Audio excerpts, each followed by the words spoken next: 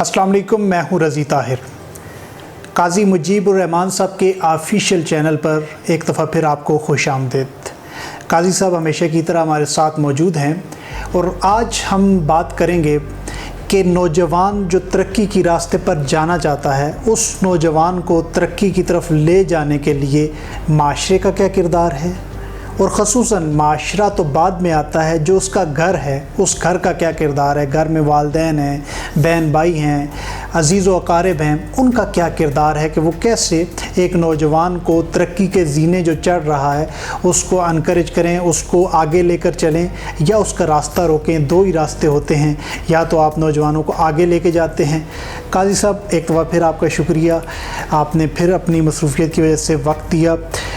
आप के पास नौजवान आते हैं। पिछले एपिसोड में हमने डिस्कस भी किया था कि कम व बेश 200 के करीब नौजवान अभी ऐसे हैं जो तरक्की कर चुके हैं, जो लाखों रुपए माहाना कमा रहे हैं। और तरक्की का मकसद उनका लाखों रुपए माहाना कमाना नहीं है, बल्कि मकसद ये है कि वो कम अज़ कम एक सेटल्ड हैं और अपने साथ वो ख़ुद सेटल होकर दूसरे लोगों को सेटल करने की कोशिश कर रहे हैं।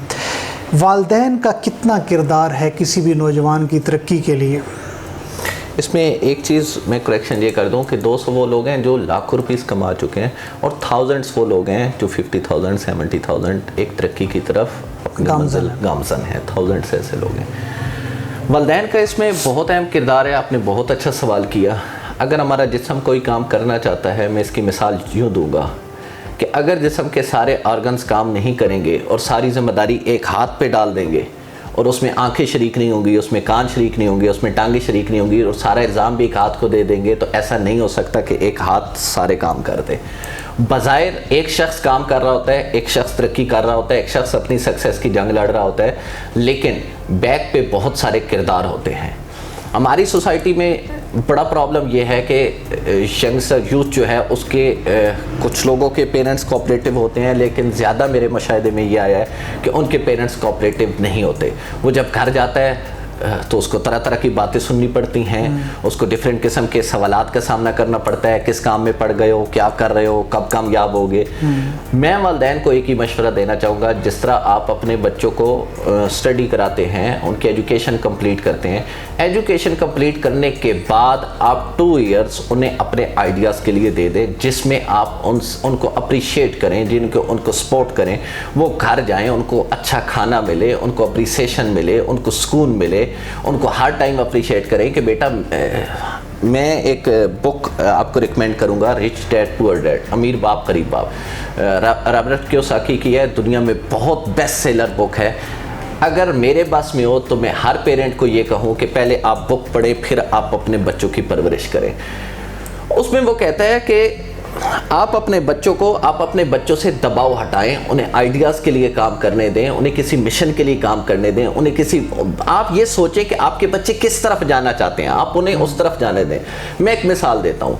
एक वालिदैन है, उनका बच्चा क्रिकेटर बनना चाहता है, उसके अंदर इतना टैलेंट है कि वो इतने शौक से क्रिकेट देखता है कि शायद क्रिकेट की इतनी मालूमात, इतनी इन्फॉर्मेशन किसी अंपायर या किसी साबिक क्रिकेटर के पास नहीं होगी जितनी उसके पास होती हैं, और वो जुनूनी है। और घर वाले रोकते हैं कि क्रिकेट खेलने नहीं जा ना, तुम अपनी स्टडी करो, लेकिन वो कहता है नहीं मैंने क्रिकेट खेलनी है। वालिदैन कहते हैं नहीं MBA करो।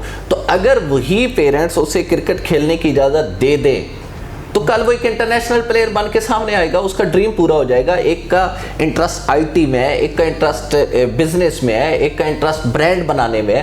तो अपने बच्चों के जब तक ड्रीम्स आप समझेंगे नहीं, उनको अंडरस्टैंड नहीं करेंगे, उनमें अप्रिशिएट नहीं करेंगे, उनमें उनका साथ नहीं देंगे, अगर आप ये समझते हैं कि आपके पास वसाइल नहीं है, इसको कमाना चाहिए, तो मैं हमेशा पेरेंट्स को कहता होता हूँ सिर्फ फ्यू ईयर्स के लिए अपने आप को लो प्रोफाइल पे ले आए। कुछ भी नहीं होता लो प्रोफाइल से रहने से। अगर आप दिन में 3 टाइम अच्छा खाना खाते हैं तो आप वीक में 1 दिन अच्छा खाना खा लें, और अगर आप वीक में भी 1 दिन अच्छा खाना नहीं खा सकते तो पूरा मंथ में आप 1 दिन अच्छा खाना खा लें, अच्छा पहन लें। अगर आप मंथ में 2 सूट लेते हैं तो 1 सूट लें, 1 सूट भी न लें। अगर आप साल बाद भी शॉपिंग करते हैं तो नो प्रॉब्लम। ये टाइम बच्चे को उसके ड्रीम्स पे फोकस करने दें, क्योंकि जिस दिन वो सक्सेसफुल होगा, मेरे पास बहुत सारे पेरेंट्स आते हैं, मैं अपने स्टेज पे ये कहा करता हूँ, जब वो कोई बच्चा ये कह रहा होता है कि मैंने 5 लाख अर्न कर लिए, 10 लाख अर्न कर लिए, तो मैं ये कह रहा होता हूँ उनके पेरेंट्स को कि जिस दिन आपका बच्चा स्टेज पे आके खड़ा होके कहेगा कि मुझे अपने वालिदैन पे फ़ख्र है और मैंने ये सक्सेस हासिल कर लिया है, उस दिन पूरी सोसाइटी आपसे मिलने के लिए और आपका ऑटोग्राफ लेने के लिए तरसेगी, तैयार होगी। यहाँ पे एक और सवाल है, देखिए 2 रास्ते होते हैं। बच्चा जब कोई भी नौजवान अपनी स्टडी मुकम्मल करके बाहर निकलता है तो वालिदैन की, हमारे पाकिस्तानी वालिदैन की ये ख्वाहिश होती है कि सरकारी जॉब मिल जाए। हालांकि वो सरकारी जॉब उसको अगर 60 साल की उम्र में जाके वो चीज़ें देती है जो एक कारोबार आपको 5-10 साल बाद भी दे सकता है, लेकिन अपने वालिदैन को, सोसाइटी को इस नेचर से, इस लगी लिपटी से कैसे बाहर निकालें कि जॉब ही करनी है और सरकारी जॉब करनी है? हर इंसान के अंदर अल्लाह की ज़ात ने कुछ उसको एबिलिटीज़ दी हैं और हर इंसान के अंदर अलग अलग एबिलिटीज़ हैं। आप मेरे साथ बैठे हैं, आप में अलग होंगी, मुझ में अलग होंगी, मेरे भाई में अलग होंगी, मेरी सिस्टर्स में अलग होंगी, मेरे बहनोई में अलग होंगी। सारी सोसाइटी अलग अलग, दुनिया में अलग अलग लोगों में अल्लाह की ज़ात ने अलग अलग एबिलिटीज़ रखी हैं। सबसे पहली बात यह है कि वालिदैन को ये चाहिए कि ये पहचाने कि ये बच्चा क्यों बना है, उसके टैलेंट को पहचाने कि वो क्या चाहता है, वो किस शोबे में आगे बढ़ना चाहता है। अगर वो बना ही इसलिए है कि उसने जॉब ही करनी है तो सरकारी जॉब करना कोई बुरी बात भी नहीं है, वो सरकारी जॉब ही कर ले अगर उसके अंदर एबिलिटीज़ नहीं है। लेकिन अगर उसके बड़े ड्रीम्स हैं, जॉब की एज तक वो मेच्योर्ड हो चुका होता है, उसकी एज बड़ी हो चुकी होती है, वो अपने अच्छे बुरे का फैसला कर सकता होता है, तो उससे एक इंटरव्यू करें कि वो लाइफ में क्या करना चाहता है। वालिदैन का काम ये ज़रूर होता है कि उससे बुरे कामों से बचाएं, स्कैम से बचाएं, गलत जगह पे जाने से बचाएं, गलत बिजनेस से बचाएं। लेकिन वालिदैन का ये काम नहीं होता कि उसके टैलेंट को किल करें। जिस तरह एक इंसान को किल करना बहुत बड़ा गुनाह कबीरा है, इस तरह अगर किसी बच्चे के टैलेंट को आप किल करते हैं, कल उसके टैलेंट को किल करने की वजह से वो जॉब भी नहीं करता और बिजनेस का टाइम भी गुजर जाता है और वो शादी कर लेता है और फिर उसका गुजारा नहीं होता और वो अपने बच्चों का अच्छा फ्यूचर नहीं दे सकता, अपने बच्चों को जहर दे देता है, अल्लाह माफ़ करे, या सुसाइड लोग कर लेते हैं। तो उसके कत्ल के रिस्पॉन्सिबल, उसके सुसाइड के रिस्पॉन्सिबल सिर्फ वो लोग होते हैं जिन्होंने उसके टैलेंट को किल किया होता है और उसको माशरे में तरक्की नहीं करने दी होती है। अब माशरे की आपने बात की है, तो ये तो हमने वालिदैन का एक रोल है उस पर बात की है कि वालिदैन कैसे अपने बच्चे को इस तरह उसको परख के लेके आगे जाएं। माशरे का एक बहुत बड़ा किरदार है, चाचे हैं, मामे हैं, ताए हैं, पुपियाँ हैं, ये मतलब ये सारे जो लोग होते हैं ये बच्चे की ज़हन साजी करने में कहीं ना कहीं किरदार अदा करते हैं, कहीं ना कहीं असरअंदाज होते हैं। तो इनकी क्या रिस्पॉन्सिबिलिटी बनती है कि एक अगर कोई लड़का अपने चाचू के साथ ज़्यादा अटैच है, उनकी ज़्यादा बात मानता है, तो वो अंकल की क्या रिस्पॉन्सिबिलिटी है या उस लड़के को क्या करना चाहिए? यानी इर्द गिर्द के लोगों को एज़ा क़ारिब का किरदार क्या होना चाहिए एक बच्चे को आगे लेके जाने में?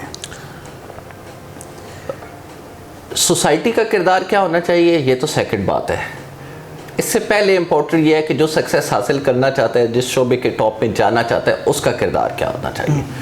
उसको अंधा होना चाहिए, उसको बहरा होना चाहिए अबाउट नेगेटिविटी, क्योंकि वो जो सोच रहा है, वो जिस बड़े ड्रीम का सोच रहा है, वो सोसाइटी की समझ में आने वाला तब तक नहीं है जब तक वो करके नहीं दिखाएगा। एडिसन ने बल्ब बनाया था, 999 तजर्बे शायद उसके फेल हो गए थे। पूरी सोसाइटी कहती थी नहीं कर सकते, क्या कर रहे हो, पागल हो, किन कामों में लगे हो। वो अंधा हो गया था, वो बहरा हो गया था, उसको लोगों की क्रिटिसिज्म की कोई परवाह नहीं थी। 1000वां तजर्बा किया, दुनिया रोशन हो गई। आज उसको मरे हुए कितना अरसा हो गया, वो पता नहीं, हमने तो देखा भी नहीं एडिसन को कि वो कैसा था, लेकिन आज हम यहाँ पे बैठ के उसका जिक्र कर रहे हैं। वो जिन 2 बरादरान ने जहाज़ बनाया था, दुनिया कहती थी कैसे ऐसे पॉसिबल होगा कि दुनिया हवा में उड़ेगी, जहाज़ हवा में उड़ेगा, मशीन हवा में उड़ेगी, पागल हो गए हो, ऐसा मुमकिन नहीं होता। इवन के उलमा ने फतवे दिए थे कि जो ये कहेगा कि इंसान हवा में उड़ सकता है वो काफिर हो जाएगा। वो अंधे और बहरे हो गए थे। उन्होंने कहा जिस दिन हम दुनिया को करके दिखा देंगे दुनिया मान लेगी, इससे पहले जवाब देने की ज़रूरत क्या है। जहाज़ बन गया, दुनिया ने मान लिया, ना मानती तो क्या करती। तो सोसाइटी से ज़्यादा उस शख्स का अपना पहला रोल है कि जब तक वो अंधा, गूंगा और बहरा नहीं बनेगा, जब तक वो करके नहीं दिखाएगा, जब तक वो एक नया आइडिया लॉन्च करके नहीं दिखाएगा। बिल गेट्स को कॉलेज से निकाल दिया गया, वो दुनिया का अमीर तरीन आदमी बन गया। हर किस्म का टैलेंट मौजूद होता है इंसान के अंदर। अगर वो सोसाइटी की ही सुनता रहेगा और ये तवक्को रखेगा कि सारी सोसाइटी उसे अप्रिशिएट करे, ऐसा पाकिस्तान तो क्या शायद दुनिया में भी कहीं भी नहीं होता। जो भी नया आइडिया होता है पहले सोसाइटी उसे नहीं मानती होती। आप बिजनेस की मिसाल ले लें और आप राहे हक की मिसाल ले लें कि रुए ज़मीन के सबसे बड़े लीडर, रुए ज़मीन के सबसे बड़े ट्रेनर, रुए ज़मीन की सबसे बड़ी शख्सियत आका अलैहिस्सलातु वस्सलाम की ज़ात थी। जब उन्होंने एक सक्सेस का झंडा बुलंद किया, हक का झंडा बुलंद किया, सो कि ये एक अलग साइड है, ये एक दीन हक की साइड है, लेकिन सबसे बेस्ट रहनुमाई हमें रुए ज़मीन पे दुनिया में कायनात में अगर मिल सकती है तो आका अलैहिस्सलातु वस्सलाम की ज़ात से मिल सकती है। जब उन्होंने हक का परचम बुलंद किया तो सोसाइटी ने एक्सेप्ट नहीं किया, फिर उन्होंने फतेह मक्का करके दिखा दिया। जिस दिन दिखा दिया, जिस दिन फतेह मक्का हुआ, वो जो बड़े से बड़े दुश्मन थे, बड़े से बड़े क्रिटिसिज्म करते थे, बड़े से बड़े रोड़े अटकाते थे और बातें करते थे कि ये क्या है, ये क्या है, वो सारे आके कदमों में पड़े हुए थे। तो आका अलैहिस्सलातु वस्सलाम की ज़िंदगी से हमें ये दर्स मिलता है कि जब आप हक का झंडा लेके चलोगे, सक्सेस की तरफ जाओगे, किसी भी नई चीज़ की तरफ जाओगे तो सोसाइटी फ़ौरन आपको एक्सेप्ट नहीं करेगी।